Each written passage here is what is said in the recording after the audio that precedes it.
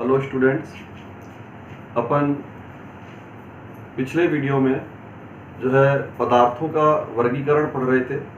द्रव्य का अपन ने वर्गीकरण इसमें देख रहे थे। तो द्रव्य के वर्गीकरण को मैं आप लोगों को जो बता रहा था उसमें मैंने आप लोगों को एक आरेख बताया था इसका कि द्रव्य को अपन दो भागों में वर्गीकृत करते हैं। एक तो अपन इसको वर्गीकृत करते हैं भौतिक गुण के आधार पर, और दूसरा इसका वर्गीकरण होता है रासायनिक गुण के आधार। तो अपन आज जो है पहले इसको भौतिक गुणों के आधार पर इसका वर्गीकरण देखें। तो भौतिक अवस्था के आधार पर हम पदार्थ को तीन भागों में बांटते हैं।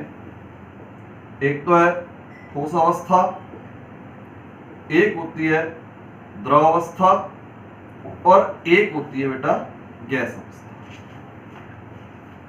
भौतिक अवस्था के आधार पर पदार्थ तीन भागों में बांटा जा सकता है, ठोस, द्रव और गैस। आप लोग इसके बारे में छोटी क्लासों में पहले से भी पढ़ चुके हैं, वही सब बातें हैं। तो सबसे पहले अपन इसमें देखते हैं यहाँ पर ठोस। ठोस की बाहरी पहचान क्या होती है बच्चों? किसी भी पदार्थ को हम देख करके बता देते हैं कि ठोस होगा या द्रव होगा या गैस होगा। तो ठोस की बाहरी पहचान होती है उसका निश्चित आकार और निश्चित आयतन। जितने भी ठोस पदार्थ होते हैं सभी ठोस पदार्थों में आकार और आयतन दोनों ही निश्चित होते हैं।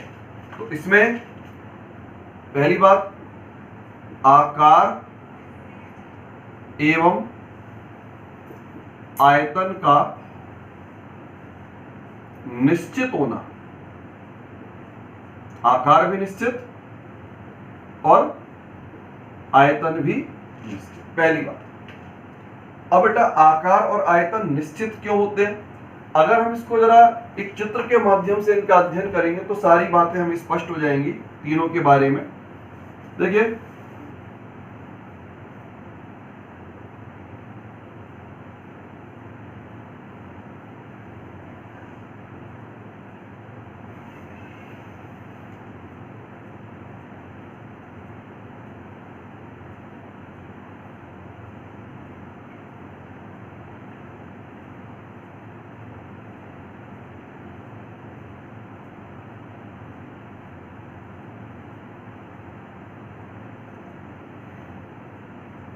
एक तो ये स्थिति है,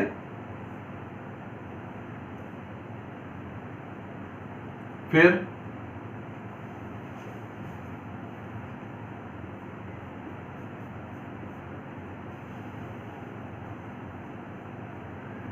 दूसरी ये स्थिति है,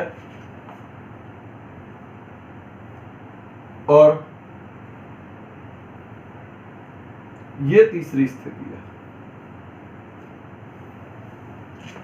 आप लोग उसको देख करके पहचान रहे होंगे कि पहली स्थिति तो ठोस को प्रदर्शित कर रही है, दूसरा चित्र आपका द्रव पदार्थों को प्रदर्शित कर रहा है, और तीसरा चित्र आपका गैसीय पदार्थों को प्रदर्शित कर रहा है। अब पदार्थ में आकार और आयतन का निश्चित होना यह निर्भर करता है कणों के मध्य के आकर्षण बलों पर। जितने भी ठोस पदार्थ होते हैं, ठोस पदार्थों में कणों के मध्य प्रबल आकर्षण बल। ठोस पदार्थों में कणों के मध्य आकर्षण बल का प्रबल होना। जितने भी ठोस पदार्थ होते हैं, ठोस पदार्थ के कण मजबूती से एक दूसरे के साथ में जुड़े हुए होते हैं। यानी जब कण मजबूती से जुड़े हुए होंगे तो कणों में किसी प्रकार की कोई गति नहीं होगी, कण गतिहीन अवस्था में होगा।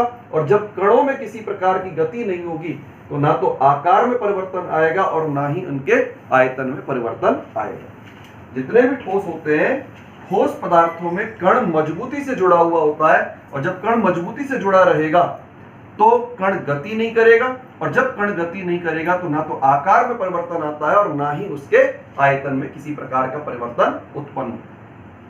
फिर बेटा इसके बाद अगला बिंदु आता है कि इनमें कण निकटतम रूप से व्यवस्थित होते हैं।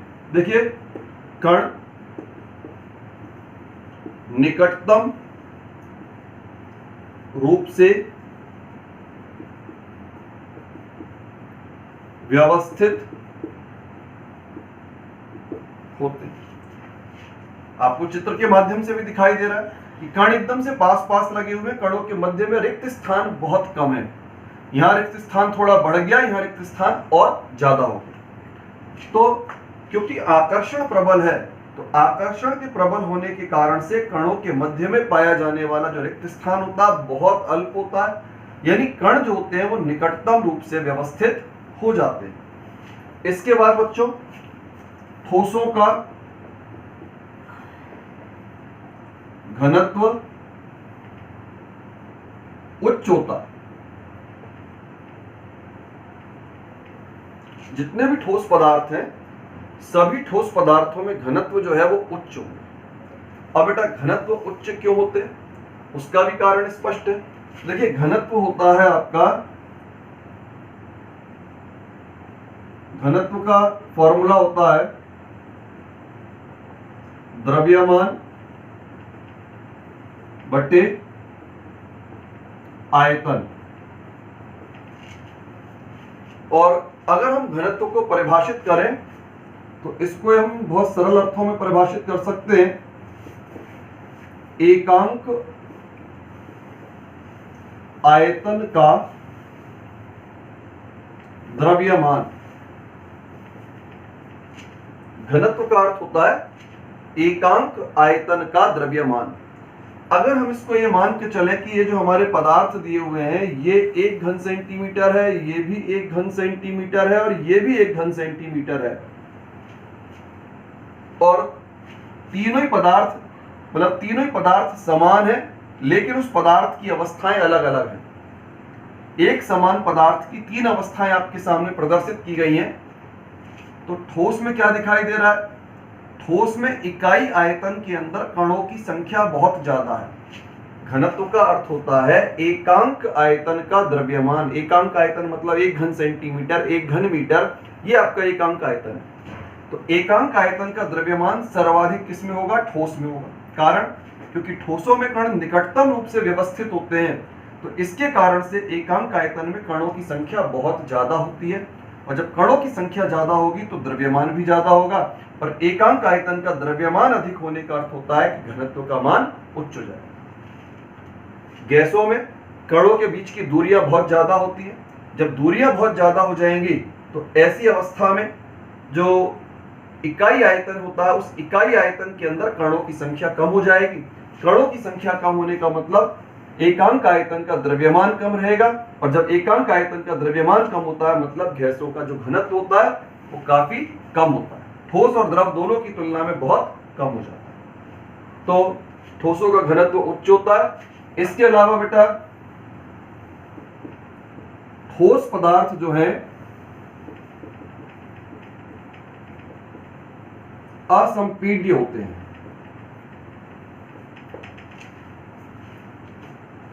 असंपीड्य का अर्थ होता है जिसको दबाना संभव ना हो। ठोसों को दबाना संभव नहीं होता है। अब बेटा ठोसों को दबाना संभव क्यों नहीं होता? आप पहले देख रहे हैं, इसमें चित्र के माध्यम से स्पष्ट है कि कण पहले से ही बहुत पास पास लगा हुआ है। जब कण पहले से ही बहुत पास है तो उनको दबा करके, उनको दाब के प्रभाव से और अधिक समीप लाना संभव नहीं होता है। जब कणों को और अधिक समीप लाना संभव नहीं होगा, अर्थात ठोस पदार्थ जो होते हैं वो लगभग असंपीड्य प्रकृति के होते हैं। द्रवों में थोड़ी संपीड्यता होगी क्योंकि कणों के बीच में थोड़ा थोड़ा स्थान होता है, तो थोड़ा उसको हम दबा करके समीप ला सकते हैं।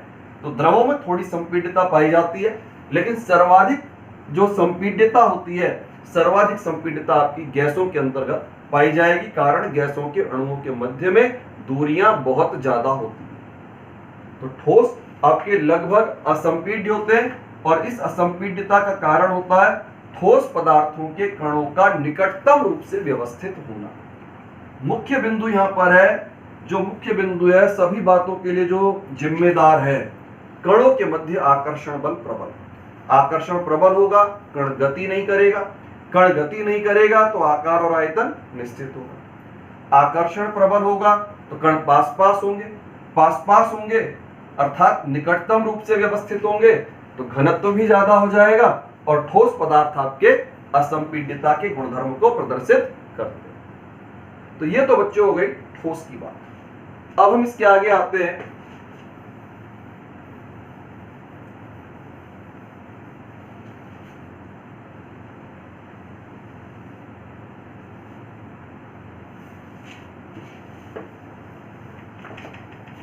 देखिए, इसके बाद में आता है बेटा द्रव। द्रव का अर्थ होता है पदार्थों की ऐसी अवस्था, पदार्थों की ऐसी अवस्था जिसमें आकार तो अनिश्चित हो परंतु आयतन निश्चित हो। विशेषता क्या है? आकार अनिश्चित एवं आयतन निश्चित। ये बेटा इसकी मुख्य बात होती है। द्रव पदार्थों में आकार अनिश्चित होता है लेकिन आयतन निश्चित होता है। जितने भी द्रव पदार्थ होते हैं पात्र का आकार ग्रहण करते हैं।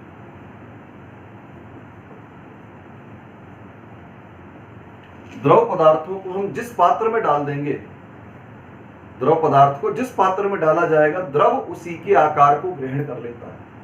कारण क्योंकि द्रव पदार्थों में कण गतिशील प्रकृति के होते हैं। इनमें कण कैसे होंगे? कण गतिशील होते हैं।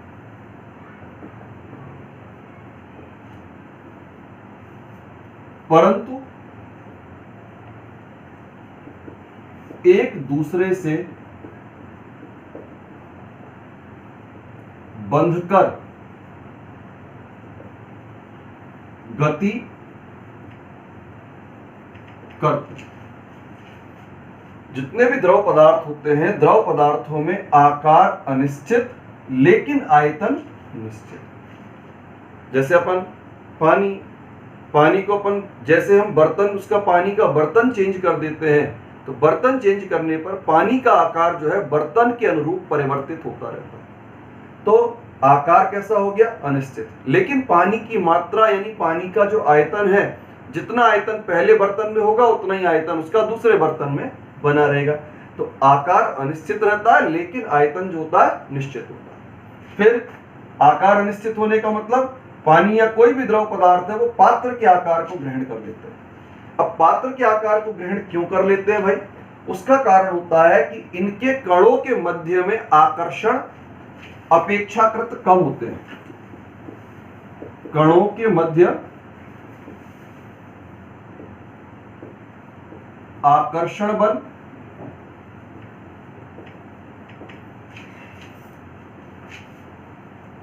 ठोसों से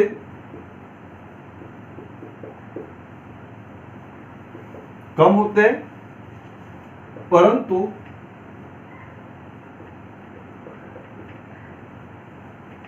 गैसों की तुलना में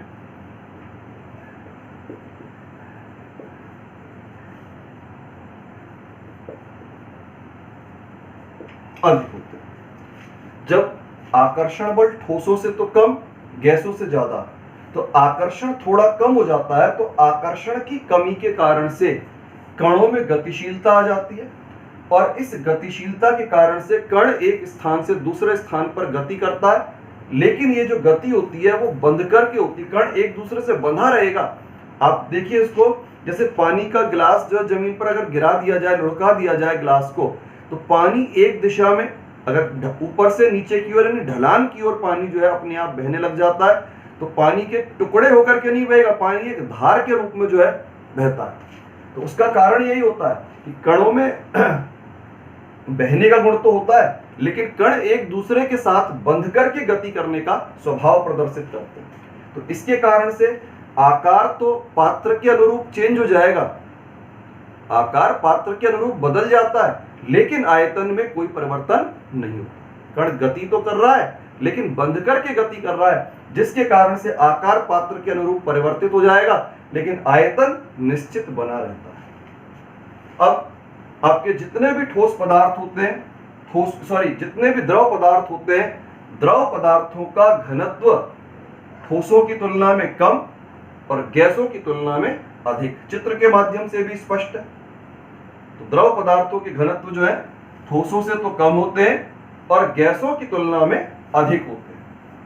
फिर द्रव पदार्थों में संपीड्यता का गुणधर्म पाया जाता है, ठोसों की तुलना में इनकी संपीड्यता ज्यादा होती है और गैसों की तुलना में द्रवों की संपीड्यता अपेक्षाकृत कम पाई जाती है। द्रवों में संपीड्यता क्यों होगी? ठोस के कण तो एकदम चिपके हुए हैं, कणों के मध्य में स्थान बहुत नगण्य, लेकिन द्रवों में कणों के मध्य थोड़ा स्थान पाया जाता है। तो दाब के प्रभाव से कणों के मध्य के इस स्थान को भरा जा सकता है, कणों को समीप लाया जा सकता है, जिसके कारण से जो द्रव पदार्थ होते हैं उन द्रव पदार्थों में थोड़ी मात्रा में संपीड्यता का गुणधर्म पाया जाता है। अब बेटा इसके बाद में तीसरा बिंदु आता है इसका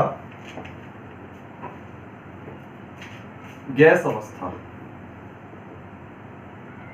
देखिए बेटा, गैस अवस्था का मतलब पदार्थ की ऐसी अवस्था जिसमें ना तो आकार निश्चित होता है और ना ही आयतन निश्चित होता है।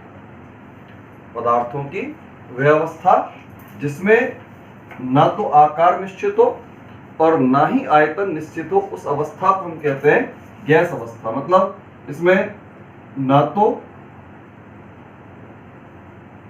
आकार और ना ही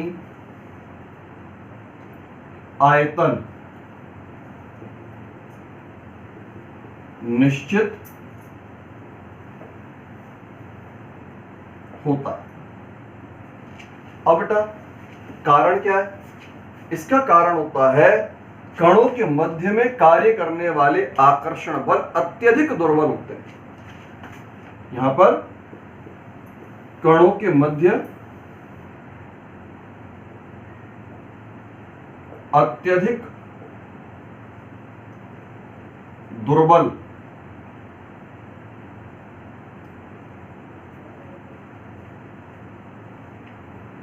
आकर्षण बल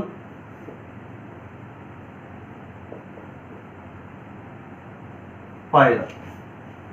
आकार भी निश्चित नहीं है, आकार और आयतन दोनों ही अनिश्चित होते हैं, और आकार और आयतन दोनों अनिश्चित होने का कारण होता है क्योंकि कणों के मध्य में जो कार्य करने वाला आकर्षण बल है वो बहुत ज्यादा दुर्बल होता है। आकर्षण बहुत ज्यादा दुर्बल होने का परिणाम ये होता है कि कण स्वतंत्रता पूर्वक गति करते हैं।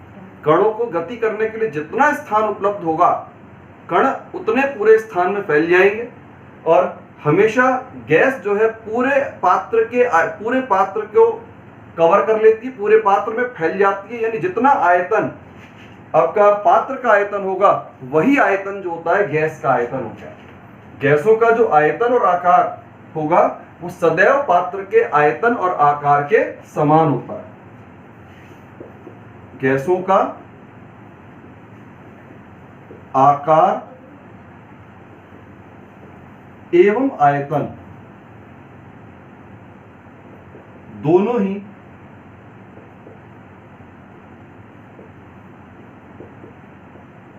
पात्र के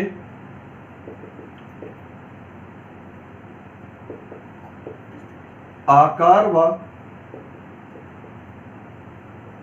आयतन के समान होते हैं। कारण गैसों के कणों के मध्य में आकर्षण बल बहुत ज्यादा दुर्बल है। जब आकर्षण बल बहुत ज्यादा दुर्बल होगा तो कण को फैलने के लिए जितना स्थान उपलब्ध होगा वो पूरे स्थान में फैल जाएंगे, और जब कण पूरे स्थान में फैल जाएंगे तो ऐसी स्थिति में क्या होगा, जो पात्र का आकार है, जो पात्र का आयतन है, वही आकार और वही आयतन गैसों के द्वारा जो है प्राप्त कर लिया जाता है। अब बेटा इसके बाद में अगला बिंदु आता है गैसों के, अगर अपन घनत्व की बात करें तो गैसों का घनत्व सबसे कम होता है, कणों के मध्य दूरियां ज्यादा होती हैं। दूरियां ज्यादा होने के कारण से गैस अणुओं के मध्य में स्थान बहुत गैस अणुओं के मध्य स्थान बहुत ज्यादा होने के कारण से दाब के प्रभाव से गैस अणुओं को समीप लाया जा सकता है। तो इस तरह से संपीड्यता भी बहुत ज्यादा होती है और घनत्व का मान बहुत कम होता है।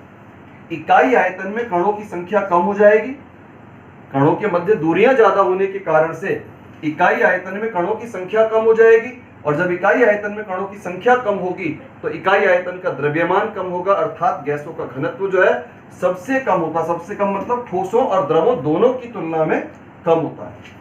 और गैसों के अंदर जो है संपीड्यता का गुणधर्म जो होता है वो सबसे ज्यादा मात्रा में पाया जाता है, कारण कणों की दूरियां ज्यादा है, और दूरियां ज्यादा होने के कारण से दाब के प्रभाव से कणों को बहुत अधिक समीप लाया जा सकता है। तो इसमें घनत्व, न्यूनतम और संपीड्यता उच्चतम होती है। तो इस प्रकार से बेटा अपन जो है पदार्थ की तीन अवस्थाओं का अध्ययन कर सकते हैं, ठोस अवस्था, द्रव अवस्था, गैस अवस्था।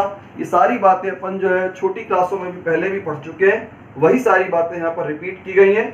तो इस प्रकार से अपन ने जो है भौतिक गुण के आधार पर पदार्थों की तीन अवस्थाएं बताई, आपके ठोस अवस्था, द्रव अवस्था और गैस अवस्था। अब इसके बाद में आता है द्रव्य का वर्गीकरण रासायनिक गुणों के आधार पर।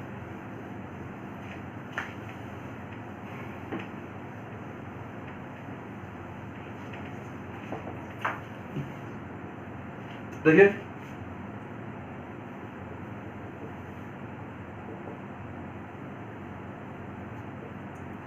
रासायनिक गुण के आधार पर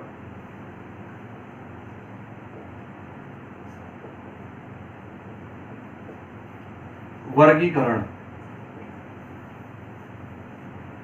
बेटा रासायनिक गुणों के आधार पर हम द्रव्य को दो भागों में वर्गीकृत करते हैं। एक तो होता है मिश्रण और दूसरा होता है शुद्ध यौगिक।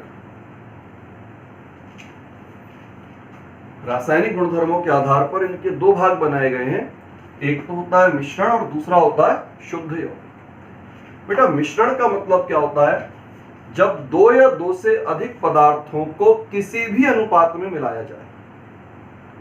दो या दो से अधिक पदार्थों का मतलब तत्व भी हो सकते हैं और यौगिक भी हो सकते हैं, कुछ तत्व और कुछ यौगिक भी हो सकते हैं। तो जब भी हम दो या दो से अधिक पदार्थों को किसी भी अनुपात में मिलाते हैं और बनने वाले नए पदार्थ में अपने प्रत्येक घटक के गुणधर्म मौजूद रहें, तो इसे हम कहेंगे मिश्रण। शर्त क्या है, एक तो दो या दो से अधिक पदार्थ मिलाए गए, किसी भी अनुपात में मिलाए जाए और बनने वाले नए पदार्थ में अपने प्रत्येक घटक के गुणधर्म विद्यमान रहने चाहिए। देखिए कुछ खास बातें इसकी, दो या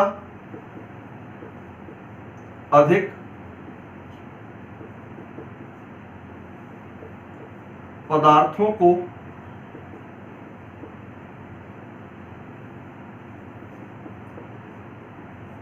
किसी भी अनुपात में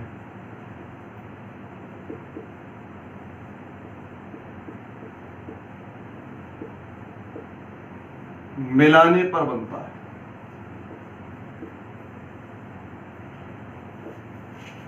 मिश्रण का निर्माण दो या अधिक पदार्थों को किसी भी अनुपात में मिलाने पर होता है। अब पदार्थ से मतलब यहाँ पर पदार्थ के रूप में तत्व भी हो सकता है, पदार्थ के रूप में यौगिक भी हो सकता है, तत्व और यौगिक दोनों भी एक साथ हो सकते हैं। दूसरी खास बात यहाँ पर यह आती है बेटा कि मिश्रण के गुणधर्म, मिश्रण में उसके प्रत्येक घटक के गुणधर्म उपस्थित रहते हैं।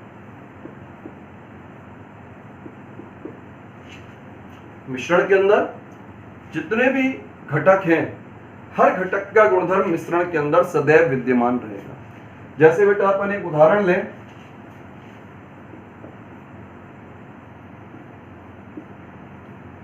चीनी का जलीय विलयन। अब बेटा पहली बात तो आप आराम से समझ गए कि दो पदार्थ हैं, हमने एक पदार्थ लिया पानी, एक पदार्थ लिया चीनी, मिला दिया। अब हो सकता है एक गिलास पानी के अंदर 1 चम्मच चीनी डाली जाए, यह भी हो सकता है कि एक गिलास पानी के अंदर 4 चम्मच चीनी डाली जाए, मतलब किसी भी अनुपात में मिलाया जा सकता है। फिर जो चीनी का जलीय विलयन बनेगा, उस विलयन के अंदर चीनी के गुणधर्म भी मौजूद होंगे और पानी के गुणधर्म भी मौजूद होंगे। चीनी का गुणधर्म क्या है? मिठास। जलीय विलयन के अंदर चीनी का गुणधर्म क्या है? उस जलीय विलयन की मिठास, वो तो आ जाएगा चीनी का गुणधर्म। और पानी का गुणधर्म क्या है? बहने का गुणधर्म जो होगा वो उसका पानी का गुणधर्म होगा। तो हमेशा याद रखें, विलयन जो मिश्रण होता है, मिश्रण के जो गुणधर्म होते हैं, कोई भी मिश्रण जो होता है वो अपने प्रत्येक घटक के गुणधर्म को जरूर प्रदर्शित करे। जैसे मैंने अभी आपको चीनी का जलीय विलयन का उदाहरण दिया, हमने पानी के अंदर चीनी डाली, विलयन तैयार हुआ। चीनी का गुण क्या होता है? मुख्य गुणधर्म उसकी मिठास होती है। तो जब पानी के अंदर हम चीनी को घोल देते हैं, तब भी वो मिठास जो होती है उसकी विद्यमान रहती है। और जलीय विलयन है, बहने का गुणधर्म होगा, यानी द्रव से संबंधित सभी गुणधर्म जो है उसके अंतर्गत पाए जाएंगे। तो इस प्रकार से मिश्रण हुआ। मिश्रण मतलब दो या दो से अधिक पदार्थों को जब किसी भी अनुपात में मिलाया जाता है तो बनने वाला जो नया पदार्थ है उसको हम नाम देंगे मिश्रण। फिर मिश्रण में उसके प्रत्येक घटक के गुणधर्म जो है सदैव उपस्थित रहते हैं। जिन पदार्थों से मिलाकर के मिश्रण का निर्माण किया गया है, उस प्रत्येक पदार्थ के गुणधर्म मिश्रण के अंदर विद्यमान रहेंगे। मैंने अभी आपको ये चीनी और चीनी के जलीय विलयन का एग्जांपल दिया। मिठास भी रहती है, बहने का गुणधर्म भी पाया जाता है। तो इस प्रकार प्रत्येक घटक का गुणधर्म जो है मिश्रण के अंदर मौजूद रहता है।